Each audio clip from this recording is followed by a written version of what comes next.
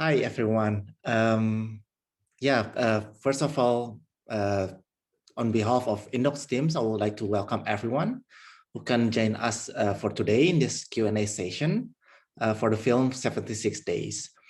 Since we are scheduled only for 1 hour, so I won't have long opening remarks, but I would like to say thank you so much to Hao Wu and Jen Xian, who unfortunately cannot be here today due to family matter, but thank you to share your incredible film with us, and also for your time for this session, which I'm really sure that will be a lot of interesting discussion, since you all know the topic is really relevant right now, and of course also currently affecting our daily lives.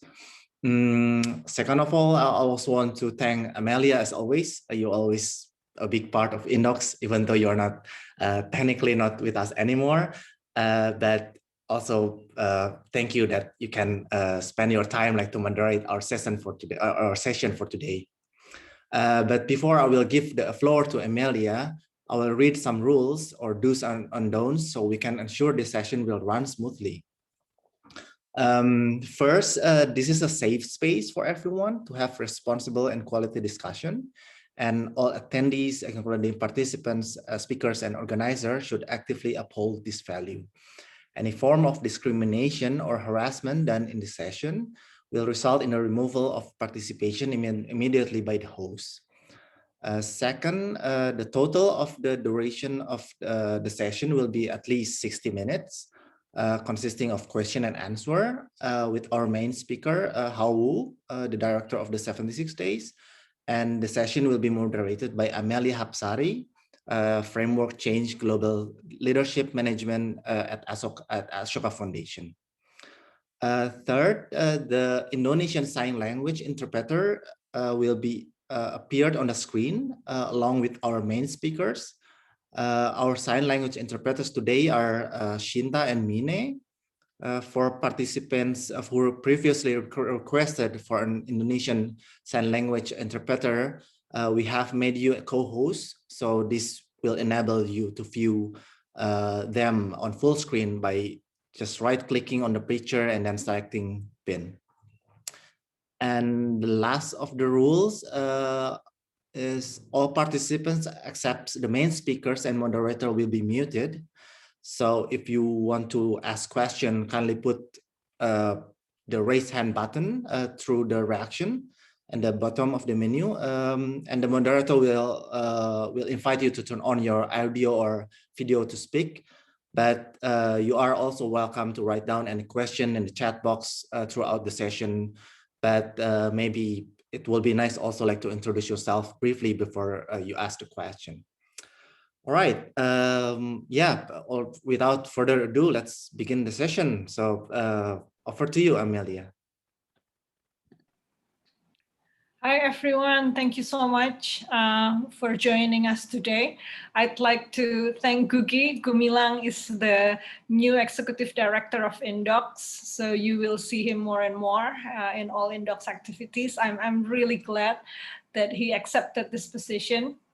And I'd like to thank also Hao Wu, who is joining us today. Hao, you can appear on the stage.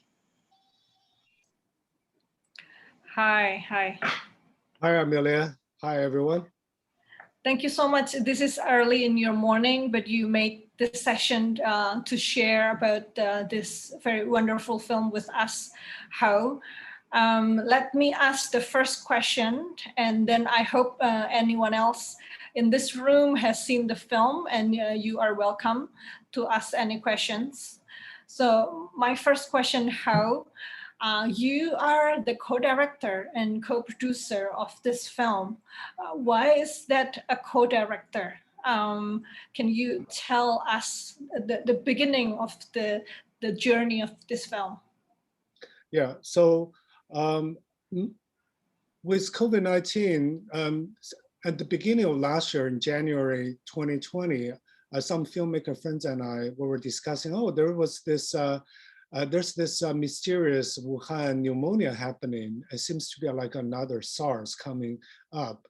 Would any of you want to make a film about this. And at that time I said, no, no, no. Usually I don't, I make character-driven documentaries. I don't like to chase newsy topics. But on January 23rd, 2020, the day Wuhan was put under official lockdown, I happened to be flying back from New York to Shanghai to spend Chinese New Year with my parents and my sister's family. And that trip was arranged had been arranged a few months in advance. And just spending 10 days in Shanghai during Chinese New Year, even though Shanghai is pretty far away from Wuhan, but as soon as Wuhan was put under official lockdown, the rest of China just went into voluntary shutdown as well. It was just a very eerie experience to spend 10 days in Shanghai, locked inside an apartment. And whenever I ventured out to explore the city, the entire city was completely emptied out. And it left a very strong impression on me. And also, during those 10 days, I spent a lot of time scrolling through social media posts to understand what really happened in Wuhan. Why did it become so bad? And I think for me and most people in China at that time, we just got really confused and also angry. For example, I think a lot of people have heard about this whistleblower doctor Li Wenliang.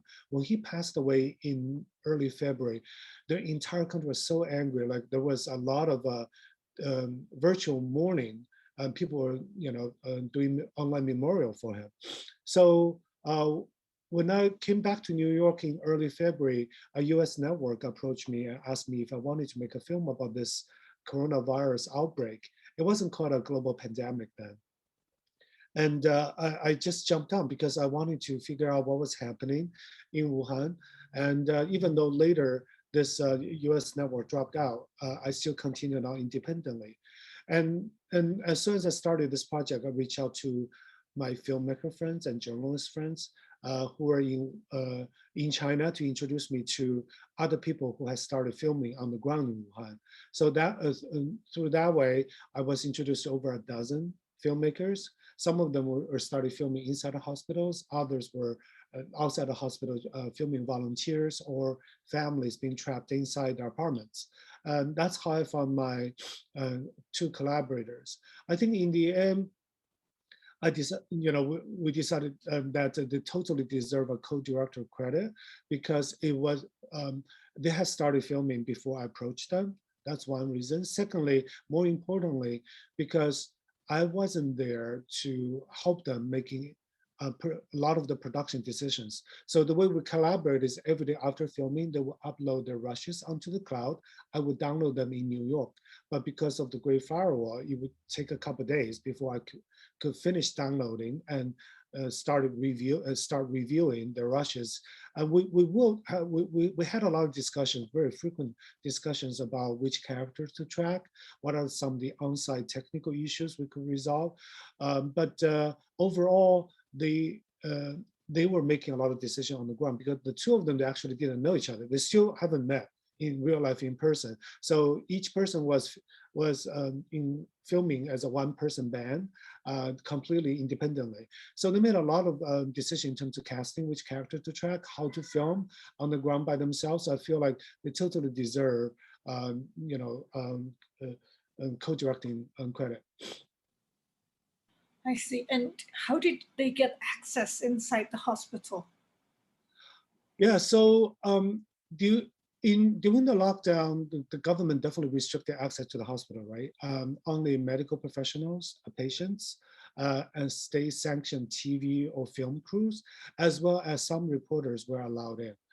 With reporters, the decision was more because there are so many different media in China. Some are state-owned media. So for those official state-owned media, it was just easy to gain access. But then there are also more commercial, more independent medias in China as well. For them to gain access, they really have to talk to individual hospitals. The decision was really made at a hospital level.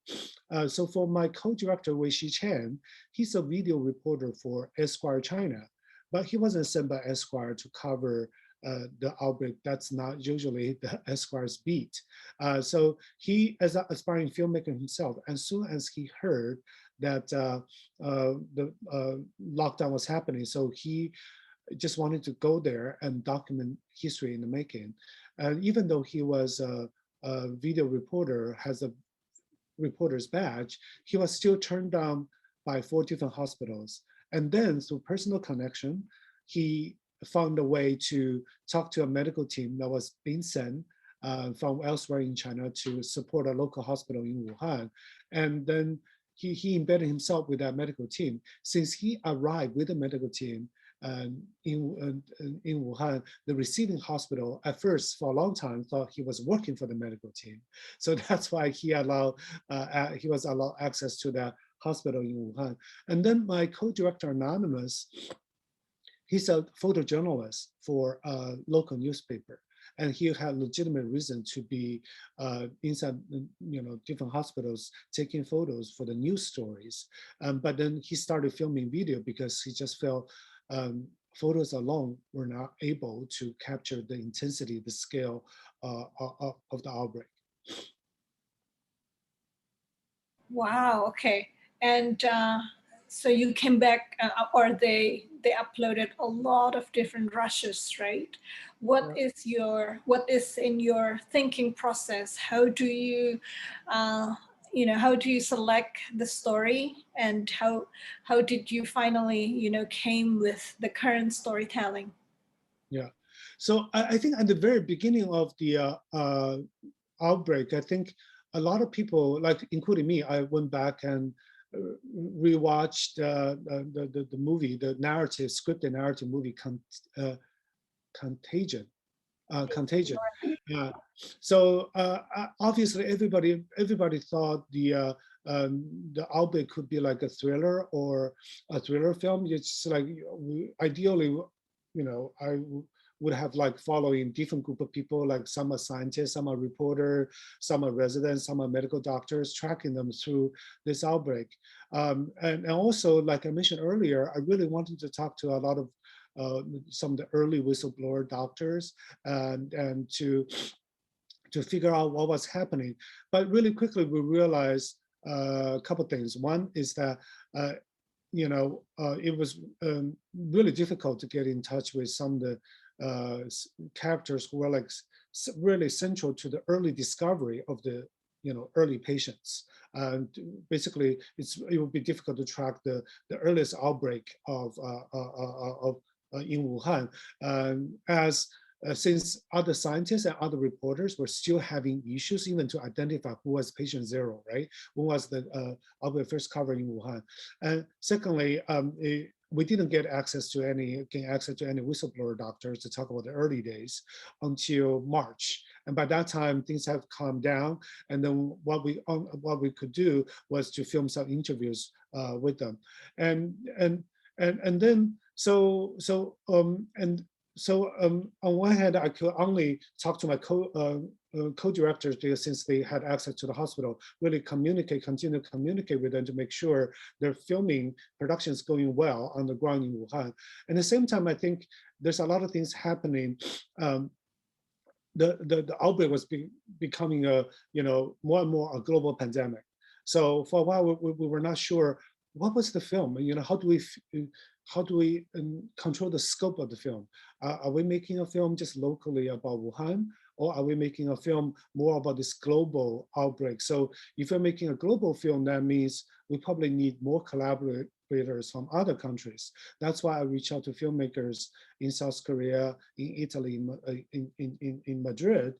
And I myself, even though for a while I made plan to fly myself back to Shanghai and trying to find a way to get myself inside of the lockdown Wuhan.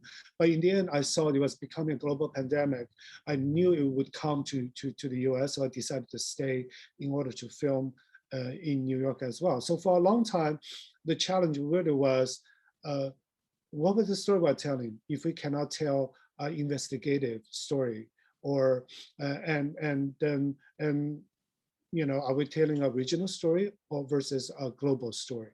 Sorry, I'm not sure. My answer went a little bit long. I'm not sure whether I was answering your question. Yes. Yes, initially there are different story strands that you could pursue, right? But then Absolutely. why? Yeah. Why then you stayed in the hospitals of Wuhan and tell this story instead of, the investigative original, or, the Yeah. thriller and the others? Yeah. Absolutely. I think it's after I started seeing footage coming from other parts of the world, including, my failed attempt to get inside a hospital in New York here. In New York, it's just like I talked to most of the major hospital chains, and none would grant me access for two reasons, right? I mean, in the US, there's very stringent patient privacy laws, and also because the hospitals all belong to big conglomerates, they are worried about the liability, the legal liability, in case the filming crew got infected. So, and then I keep on thinking about how precious, how unique, how emotional the footage from my co-directors was. So in the end, it's like, you know what, let's, and also another reason was the more I tracked the pandemics journey throughout the world, the more I followed how different countries or different government responded to the pandemic. It just feel like the same Wuhan story was being replayed over and over in different locations. The same stories about inept politicians at the very, at the beginning of how to respond to it. Hospitals being overwhelmed, and populations were super scared, and also there are good stories from everywhere about volunteers stepping up, doctors making a lot of self-sacrifice. So in the end, we just said, you know what, we're just going to focus on where we have the best footage, which is from Wuhan, and using that to tell more like a universal human story. Since first of all, we could not use my crew to do any investigation, and anything we could uncover, any of the interviews we did was no different from what had been already widely reported in news media. So what's the point of us, repeating what's already been reported? So let's do something. Because by that time it was very obvious, very little on the ground footage, visual footage was being shown anywhere other than in China. So let's do that. Let's show people all over the world, first of all, how horrible COVID truly is, and how universal people's individual stories are. Wow, amazing. And that is a very very on this, like, very good instinct, filmmaker instinct. How I'm glad that you stayed with the universal story of, humanity, and how people, triumph over, this pandemic. Okay, we have a lot of questions already, which is great. Hi, Elaine. There's a film student from Philippines asking, how and why did you choose to follow the subjects that are in the film, like the grandma, the pregnant lady, grandpa with dementia, and etc. Yeah, so I think it's not, we intentionally follow them. I mean, most of the characters you see on screen were sort of like their story were parsed out during editing. And during production, the only person we know for sure would be a main character was the old grandpa with dementia, because he was always wandering in the hallway, not following doctor's orders. A lot of time, my co-director, Wei Chen, really had to help the doctors to guide him back inside his room. So he had a lot of interaction with him. He shot a lot of them. With the others, for a long time, like I mentioned earlier, we would have, as soon as I saw the rushes, for example, like the couple, the old grandma, grandpa, they were trying to meet each other even though they're staying on the same floor. For a long while, we thought their story could be, they could be one of the more traditional main characters we could follow throughout. Because at the very beginning, we did consider let's just pick maybe 4 or 5 people, and in the end, in the edit, we may be left with 3 compelling stories. So we were thinking the old couple might be one of the three we would follow. But in the end, just like on the ground, there's so many things might be happening. Sometimes some character we started following, their story just like there's nothing progression. I mean, and maybe at the beginning they would love to talk to the camera, but after a while they'll stop talking, or they may be transferred to a different hospital. And with the old grandma, grandpa, my director missed their, so discharge from the hospital. So their story had no ending. So in the end, I just told my co-director to film as much as possible, whatever story moved them on the ground. Yeah, and then everything came together doing edit. So we doing edit, we say, okay, this character story might be more interesting than others. And then, yeah, that's how we found these characters through editing. Wow, amazing. And you are editing it yourself, right? Yeah, that's right. Yeah. First of all, I mean, Jane Chen has been my mentor, and she really taught me how to edit. And for this film, she helped me produce it. And every time I cut a scene or cut a sequence or had a rough assembly, I'll send it over to her for her comment. Unfortunately, she had some family emergency this morning. She couldn't be here with us to share her experience of working with me. Sometimes it's not that easy, right? Collaboration is never easy. Yeah. Okay. Another question from Elaine. Death and disease of family members are very sensitive and intimate topics. What protocol and decisions did you make in order to ensure respect and safety towards the film subjects? Yeah.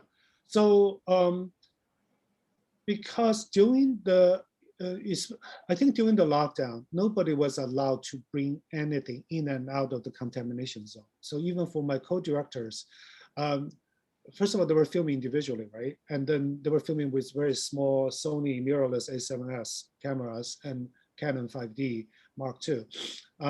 They couldn't bring the equipment in and out. And then they could only take the memory card out each day, because anything coming in and out had to be thoroughly disinfected. So they couldn't get any pen and paper inside for the more traditional, more official legal release from the people being filmed. But then they do have audio and or video consent from anybody who is not severely sick. With those people who are sick or who are dying, we had a lot of discussion about this, because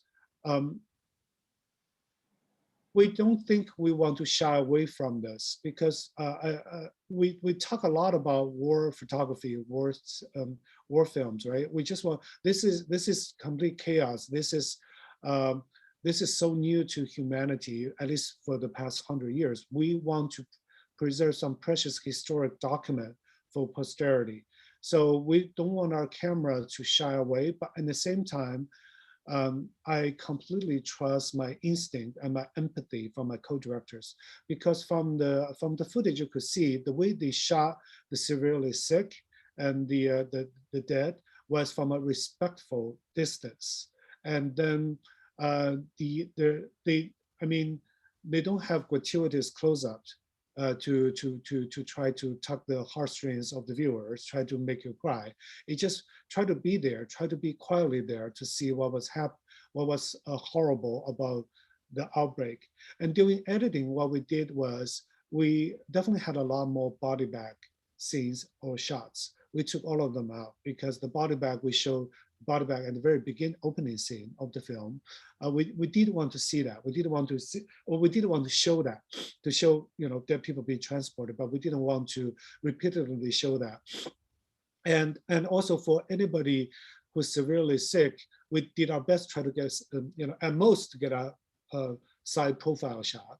And mostly it's because there's they're intubated, so there's machines in front of the face, or there's gloves obscuring their face. So we do want to be respectful to people's privacy, and in that way. But at the same time, we do feel strongly that we don't want to use, we don't want to, sort of like obscure anybody's face in post-production, because otherwise that really lessens the impact of the film. So yeah, it is a conversation I think all the filming team during COVID are having. It's like, what's the ethical boundaries I hope my collaborator and I will make the right decision. Great. Another question from Mandy. Mandy was also former interim director of Indocs. How did you decide the structure of the editing? Was everything told chronologically? If not, then how? And was it difficult getting release from the patients? Yeah. Or consent from the patients? And why is one of the director anonymous? Okay, so I think the second question I just addressed. So going back to the structure, the first question, the structure of the film. For a while, we didn't know, even after we made the decision, we're gonna use the Wuhan story to tell a universal human COVID story. But for a long time, we still were not sure how long we will continue filming. Are we gonna continue filming the recovery of Wuhan and post the end of the lockdown? Sorry, I'm having some audio issue here on my end. I'm just gonna use my headphones, see if they help. Hi, can you hear me? Yeah. So, but then I just remember in early February, I online video. Somebody shot on with their cell phone and uploaded to social media.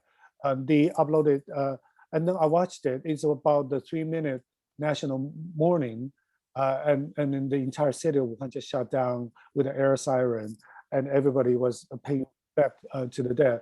I just remember I was crying so much when I was watching that video, because I think there's a lot of very complex emotions, not just with what's happening in the world. Just I care about my family in China. I worry about them. My grandfather had just passed away. I wasn't able to go back to China to say goodbye, and the U.S. COVID response was a complete disaster. So I was crying and so much because on one hand I was so happy to see Wuhan emerge from the lockdown in relatively a short period of time, but also I was in pain knowing how much the city had sacrificed, how much trauma the people of Wuhan is still going through just emotionally. So I just feel very strongly, I had an epiphany that that should be the ending of the film.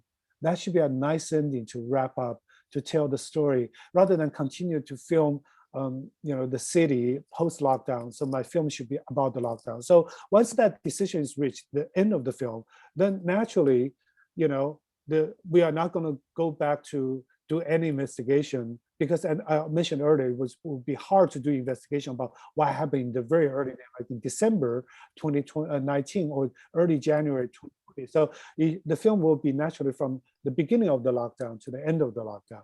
So once that decision is made, so what we did was we're just going to be able to track the emotional journey of the city, of the population during the lockdown, from the early absolute chaos, panic, fear, to the gradual stabilization, but still there's a lot of ups and downs on the individual, for any individual patients, until at the very end, the city trying to move out of the lockdown, but can't, because there's still so much pain left over.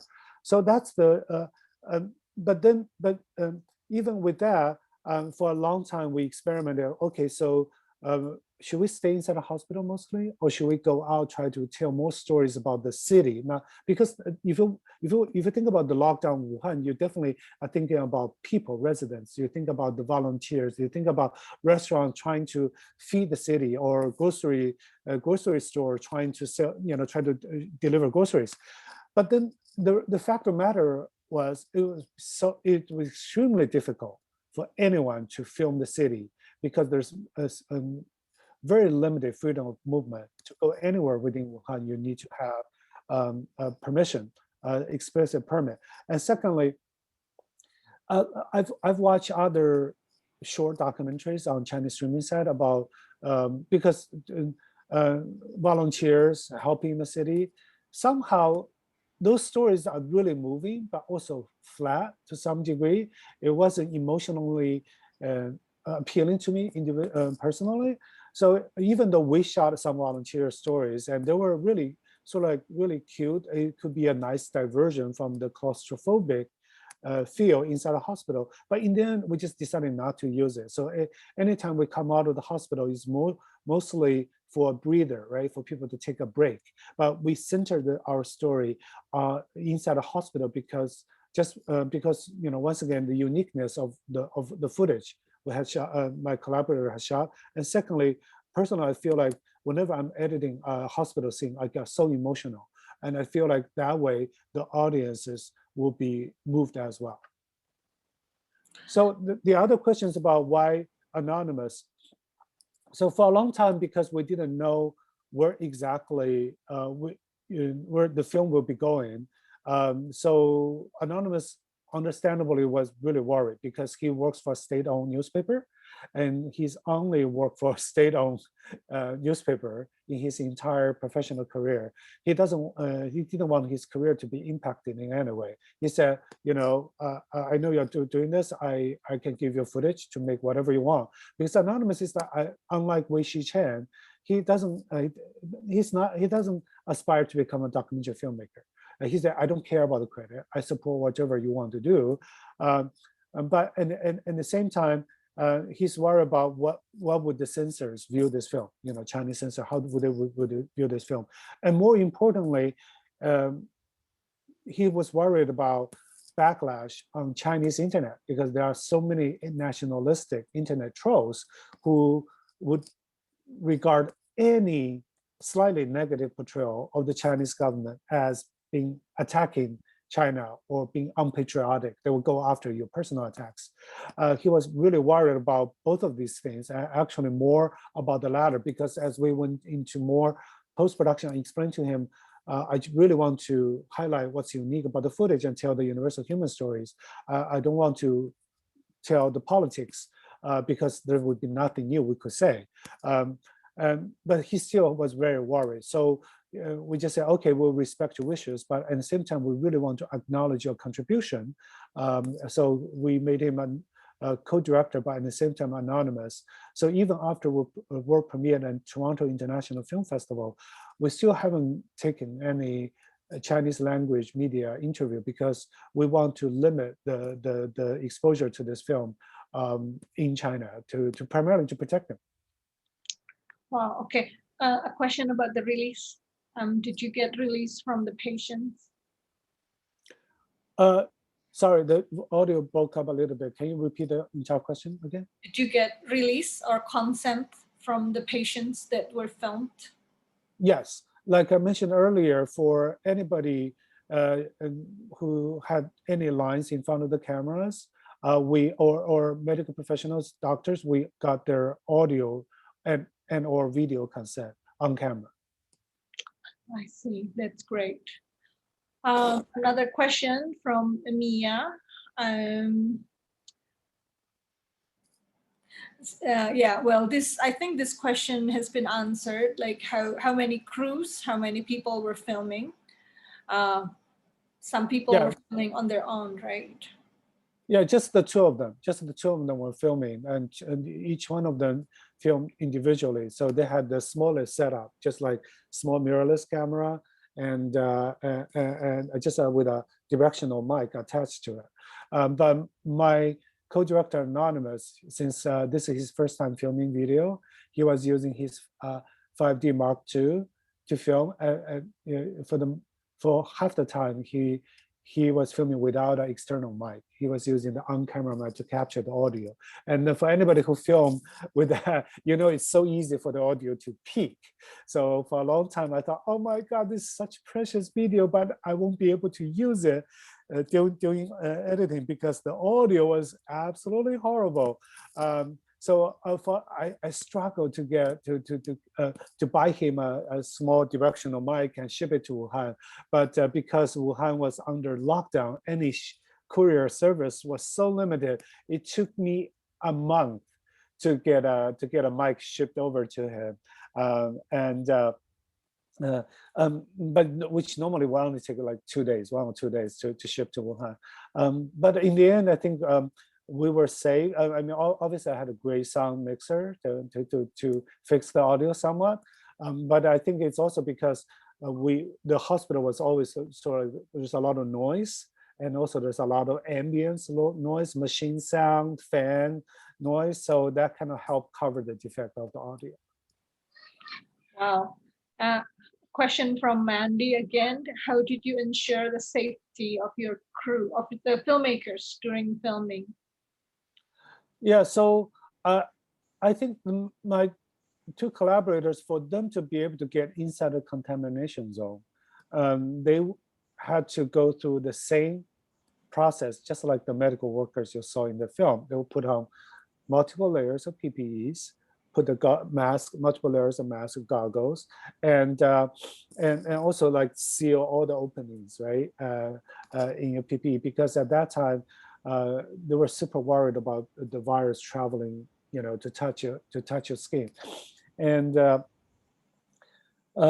yeah, it was extremely uncomfortable, and because it's hard to breathe, and sometimes you see a lot of people with their goggles completely fogged over, so they had to film in that kind of environment, and they couldn't take it off. Right, once you're inside a contamination, you cannot break anything. You can only go outside, but once you go outside the contamination, you cannot come back for the day because you used up your quota. So it was really challenging physical environment. And the very beginning, I think both of my 2 co-directors, they were super scared of contracting the disease and the virus. And Wei Chen, in fact, he had high fever 1 week after he arrived in Wuhan, and he had high fever, extremely high fever. He stayed inside of the hotel room for like a week. And later on, he went to the hospital, got tested, and tests came back negative. But still, we don't know whether those early tests were accurate.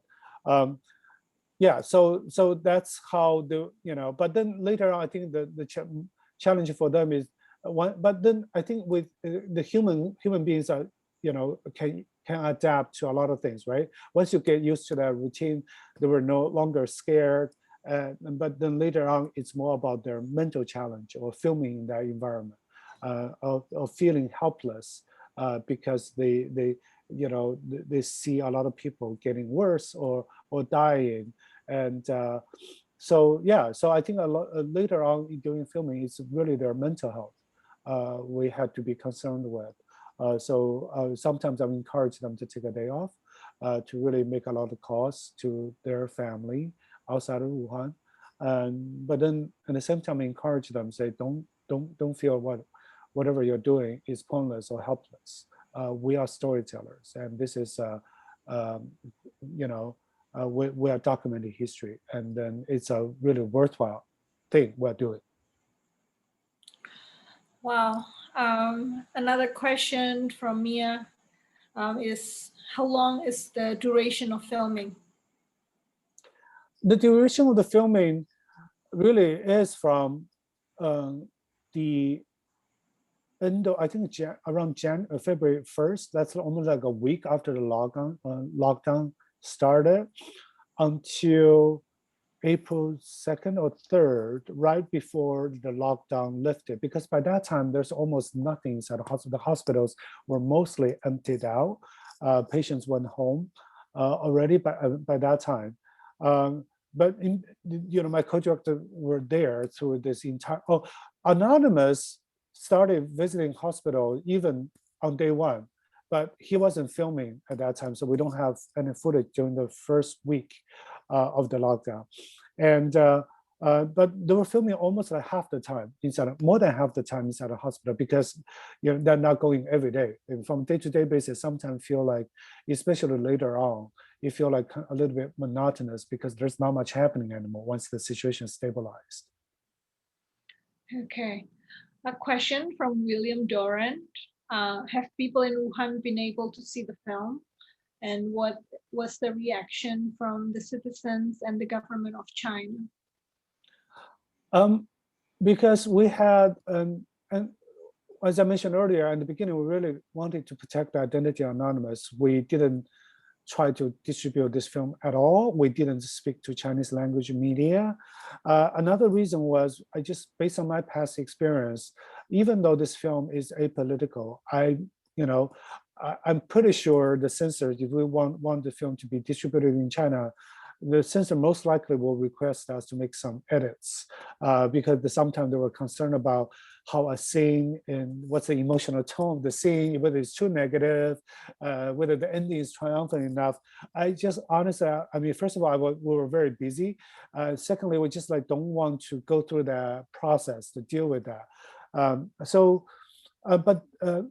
But then I think in January, early January, because we were doing, awards campaigning for this film, and there was a lot of reporting about this film in the U.S. film trade publications, and one of the online influencers on China, Sina Weibo, picked it up, and this guy, I don't know, has like tens of millions of followers.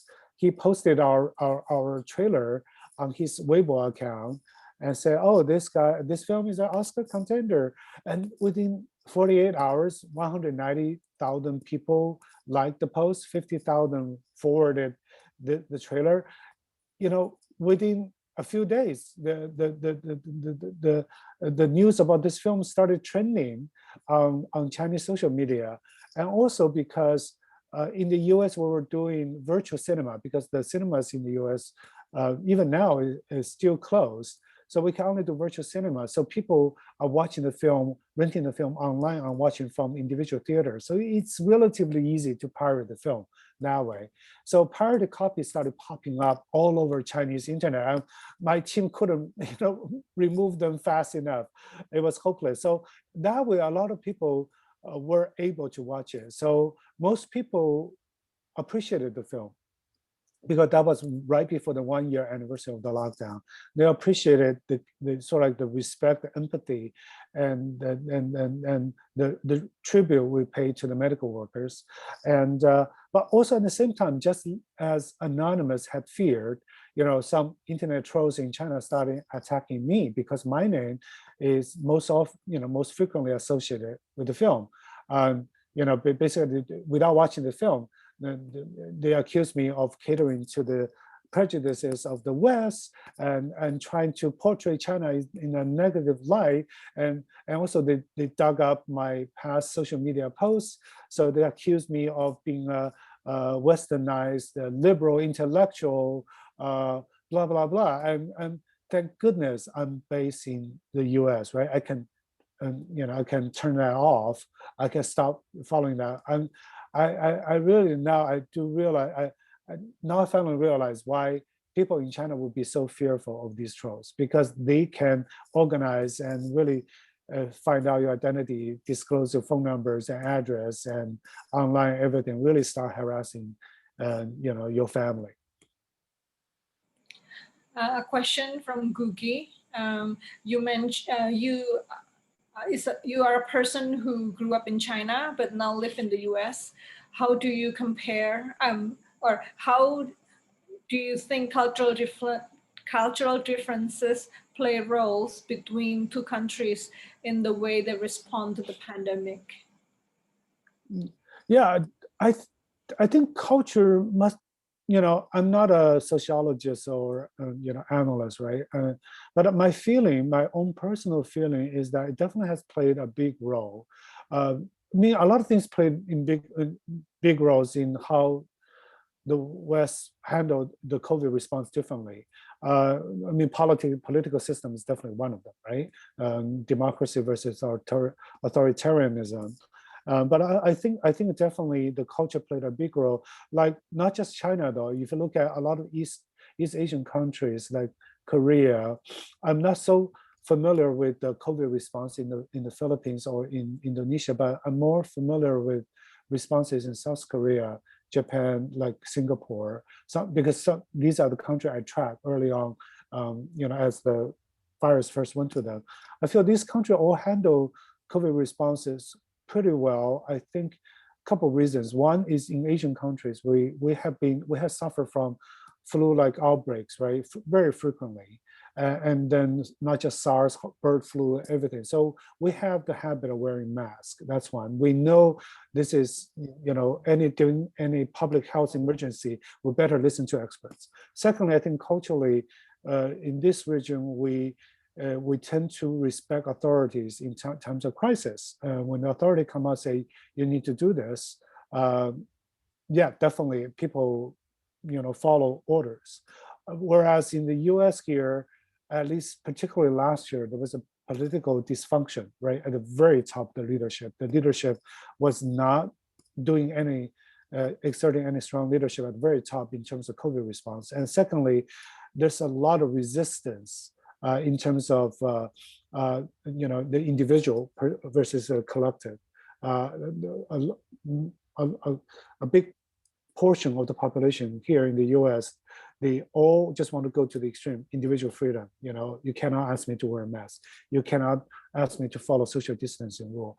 So yes, it's been eye-opening to observe the differences in our political system as well as our value system, how that shaped to society's response to a natural crisis like this. In the past, it's so hard to compare and contrast because in the past, a lot of the natural disaster like a hurricane, volcano, right, earthquake, those tend to be regional. But now with this pandemic, everybody's being affected. So so that's another reason. In the end, I decided not to make any political commentary in the film. It's because I feel like it's going to take us a while to really draw any lessons from this, to be able to really comment on what are some of the good measures or bad responses during this pandemic from different societies. We're still living through it. It's too early, I think. Thank you. A question from Miguel, a journalism student from the Philippines. How do you manage your own emotion and your own distress when editing and watching, the footage? And how do you feel now after the film is finished and it's a year after the pandemic? When I was editing, it was on some level it was the most difficult film I edited, because for the first month and a half or 2 months, when I was putting the first rough cut together, I would cry almost every morning when I edit a new scenes. It's just really hard to edit, right? Because the scene, the footage, the story, the emotion was so raw. And as I mentioned earlier, I was going through a lot personally, emotionally, trying to digest my own feelings. So it was really difficult to work on this film. But at the same time,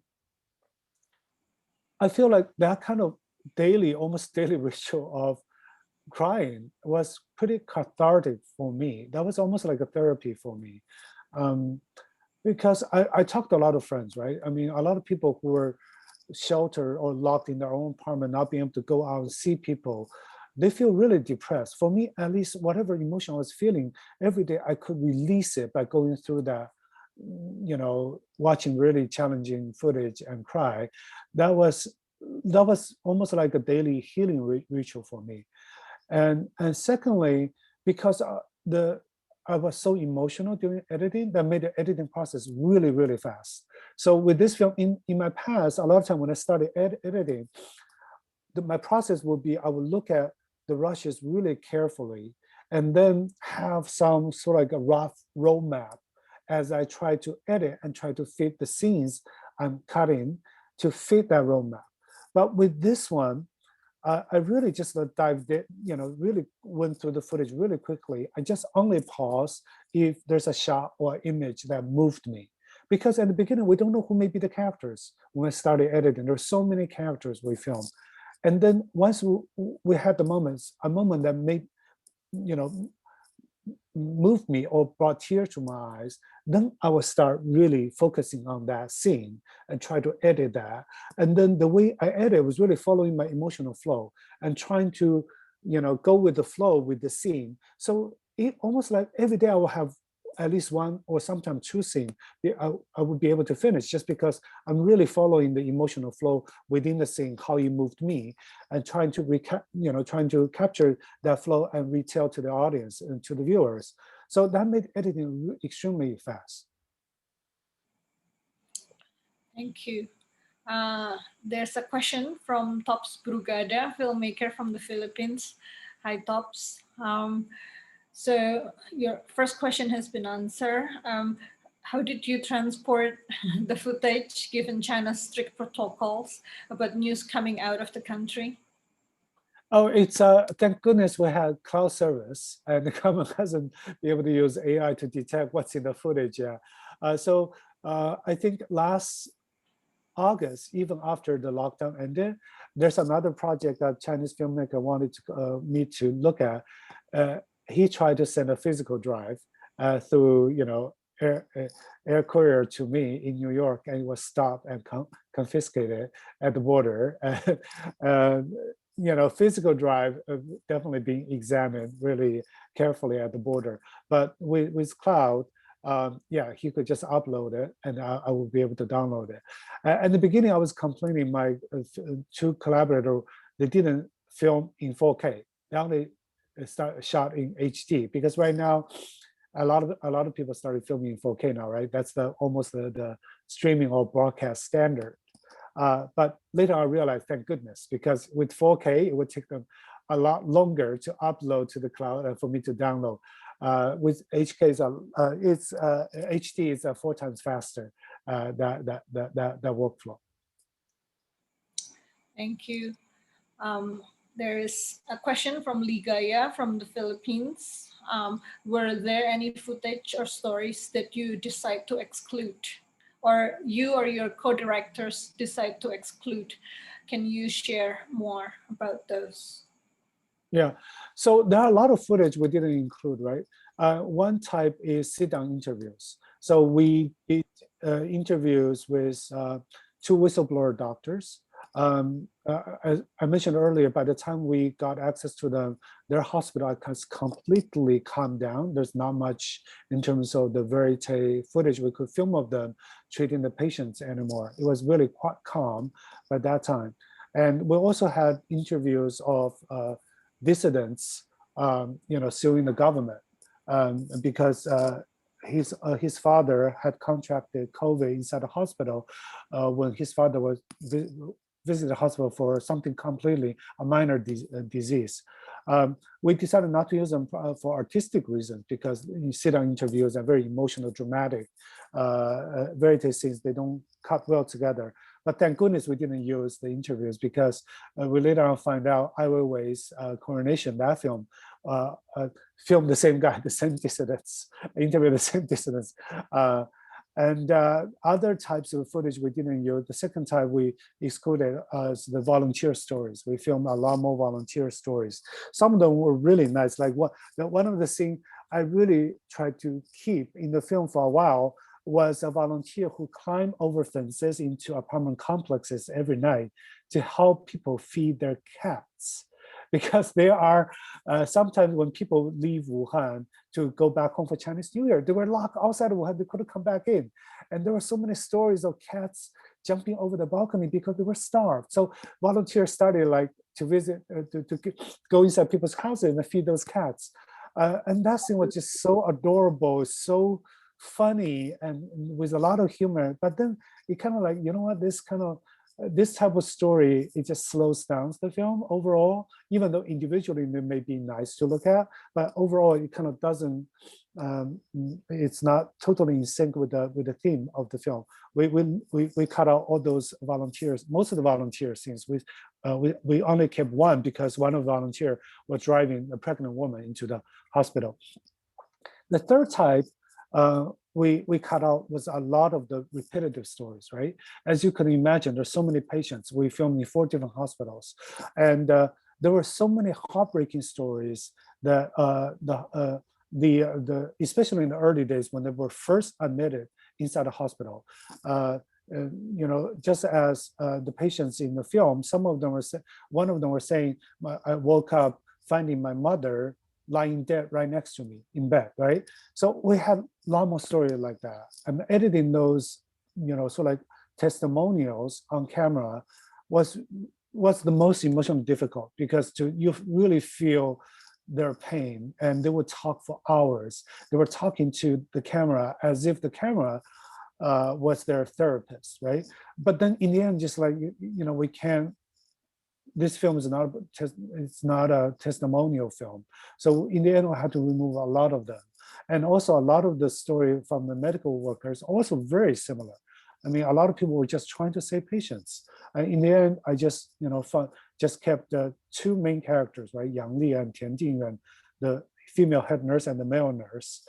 I just kept, their stories, because their story just, I resonate the most with their stories. Thank you. There's somewhat similar story from Chika, so I just skipped. Yeah, Chika. Thank you for coming, though. And another question from Intan: how should journalists and filmmakers collaborate to bring up stories about healthcare workers and to use the stories as advocacy tool to protect their rights? What's the last part? To protect the privacy rights? Yeah, I also don't understand. Maybe Intan, do you want to speak up? The last part of the question I don't understand. Hello, thank you. Well, I just see that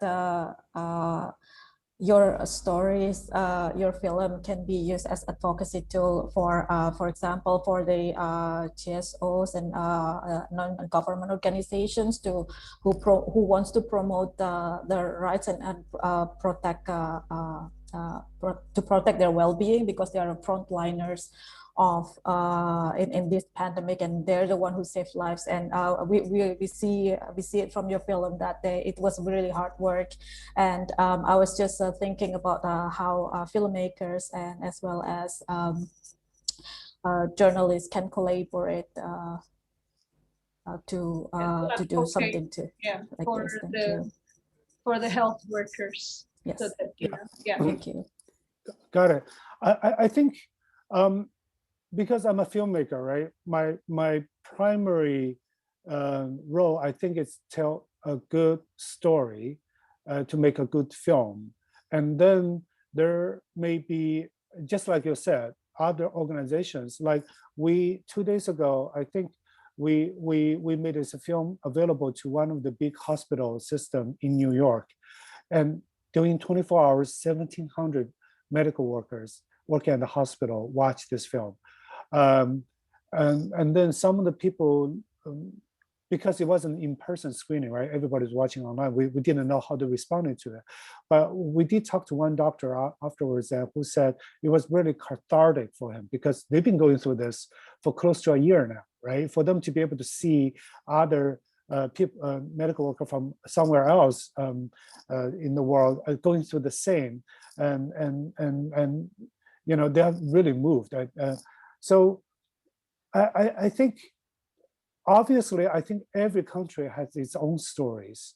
So the only thing I could encourage filmmakers in the Philippines or Indonesia to do is really just to, collaborate, tell good stories. Tell good story. Once you tell a good story, once the story can travel, can move people, then it can spark conversations. But at the same time, I would not recommend going in with too strong a point of view. Like you want to protect, you want to do a film to protect the health of the healthcare workers, because you might not get strong enough footage. You may get footage, very strong footage about patients suffering, so that your film may be able to, spark conversations about how to protect patients' rights, right? So I think in documentary films, our intentions has always evolved with the reality of the kind of story we are able to capture on camera. Thank you. And this is already past 9 o'clock. Hao, I think you can answer just one more question. Are you thinking of creating another documentary with all the footage that you have? No, I think once you go through the editing process, like for me, like I learned something really precious from Gene. Less is more. Less is more. For us to filmmakers, storytellers, to tell a good story, definitely using the least amount of footage to tell, because that will achieve your goal the best, because it will leave the strongest impression on viewers. I feel like I went through all of my footage and picked the best parts out already and brought it. I mean, if anything, I was hoping our film would end up to be like 80, 85 minutes. That was my target, but I couldn't bring it down just because I feel like there's so much precious footage I didn't want to cut out already. So with that in mind, I don't think I could build anything meaningful, coherent with the footage I left in the drive. And also knowing there are so many other COVID films coming out in 2021. So, the industry or the viewers don't need another film from me. I'm really anxious and eager to watch the other COVID film to see how different storytellers do different takes, and also to witness how different societies responded to and responses were are, because we're still living through this, right? Yeah, I think there will be enough for us to watch in 2021 for sure from other filmmakers. Thank you very much, Hao. And yeah, if you guys didn't know, this film is shortlisted for Best Documentary Feature Length for Oscar, and best of luck, Hao, for I hope all the voting went well this coming days. And let's take a picture first together so that we have documentation of this wonderful conversation we have today. Yeah, maybe all the participants can also like turn on the video so we can. Oh, that'd be great. Yeah, let's take a good photo Yay. on the video. Oh, by the way, thanks so much, Amelia, Gugi, and Indok. And thanks everyone for coming. It's great talking with you. I hope this film, watch this film either can give you some emotional comfort, looking at how other people give you a sense of hope, because there will be an end to this if we are willing to work together, right? Together. And also, I hope you continue to make film, tell your story, and tell great stories about your community, your country, your culture. I think we all need that in today's somewhat chaotic world. Thank you. Okay, please. Obi, do you want to take over? How should we do it? Still waiting for. Okay, all good. Please give your best smile. I know it's 1 year anniversary of COVID and there's new mutation already, but let's hope that 2021 is gonna be an amazing year for all of us here. So 1, 2, 3, and smile. Okay, one more. 1, 2, 3, and smile. Thank you so much, everyone. Okay, thank you. Have a good night, everyone. Thank you, Hao. Thank you Okay, bye-bye. Great film. so much. Thank Obe, is you. that you? Bye-bye. Hello. Bye. Bye-bye. Bye. Au revoir. Gotta go. Bye, Tom. Bye. Oh, now we're getting more fun. Okay. All right, bye, guys. Bye. Bye. Bye. Thank you. Thank you.